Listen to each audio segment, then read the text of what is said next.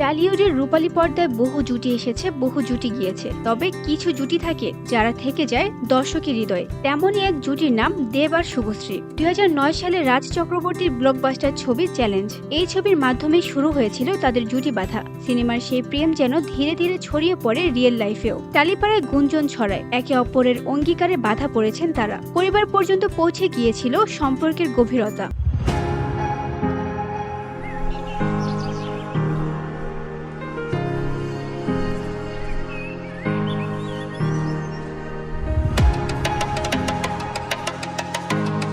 কিন্তু ভাগ্যের নির্মম পরিহাসে সব স্বপ্ন যেন এক ঝড়ে ভেঙে পড়ে। মিলনের গল্পে নামে বিচ্ছেদের করুণ পরিণতি। চ্যালেঞ্জের পর পরাণ যায় জলিয়ারে এই ছবির শুটিং চলাকালীন প্রেম আরো গভীর হয়। কিন্তু সময়ের স্রোতে দেবের জীবনে প্রবেশ করেন আরেক তরুণী, রুক্মিণী মৈত্র। সেই সময় রুক্মিণী ছিলেন একজন মডেল। তাদের ঘনিষ্ঠতা ধরা পড়ে শুভশ্রীর চোখে। শুরু হয় টানাপোড়েন, শেষমেশ সম্পর্ক গড়ায় বিচ্ছেদের দিকে।